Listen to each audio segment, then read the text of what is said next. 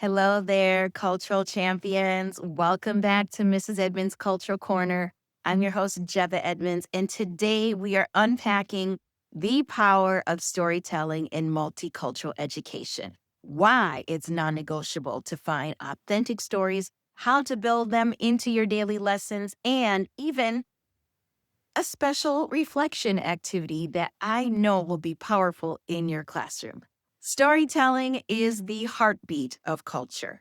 And when we share our stories, we're doing more than reading words. We are weaving empathy, identity, and perspective taking into every discussion. Research shows that students recall material 22% better when it's wrapped in narrative versus straight facts. And why? Because stories engage parts of our brain tied to emotion, memory, and worldview. In multicultural education, stories do three key things. They affirm identity. When students hear their experiences reflected, that builds and skyrockets their own sense of belonging. We build empathy by hearing a story from another culture, invites curiosity and not judgment. We spark critical thinking. Students compare and contrast and ask why when multiple narratives are at the subject matter.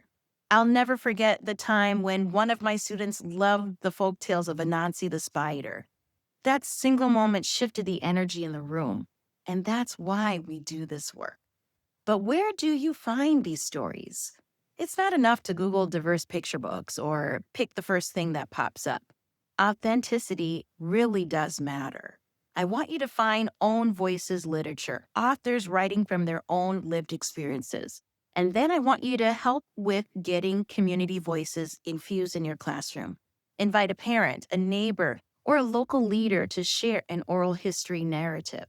Primary artifacts like letters, photographs, songs, and even podcasts that feature a different culture of itself. And here's a pro tip: rotate between your genres: poetry, drama, graphic novels, and even short stories. That also gives you different styles of narratives. I want you to spend 15 minutes this week browsing through your local library or your independent bookstore and find a book owned by an authentic author's voice. And I want you to share that book on your Instagram and tag me at culturallyjebet with underscore, because I love finding new discoveries. Now, let's put you in the storyteller's seat. Here's my name, my story exercise that you can use in your classroom tomorrow.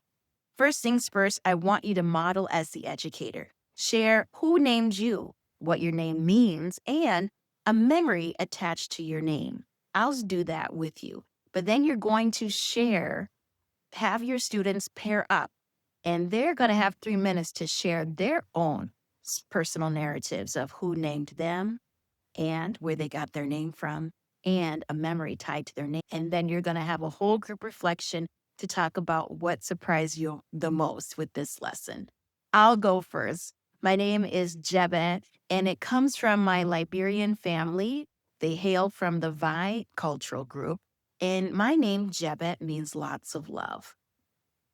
Now, what I love about the memory that is tied to my name is we went back to my namesake, Chief Jebeh's land in Liberia when I was just a baby. And my mother said that I took my first steps on Chief Jebeh's land and landed on my mother's lap because everybody was saying our names. Now, again, I love to share more with you, but you're going to do this exercise with your own name and share that experience with your students. And I want you to come back and leave a comment below to share with me how it went. Now, I've got lots of more resources on my website at jebehedmunds.com. There's lots of storytelling books that you can use as well in our lesson plans at our cultural curriculum store. So you can find that at www.jebehedmunds.com.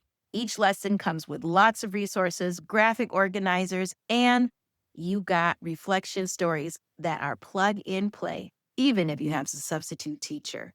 You can also dive into my mini courses and full courses like how to be a cultural competent leader and even empowering your BIPOC students. Head over to my website where you can enroll right now.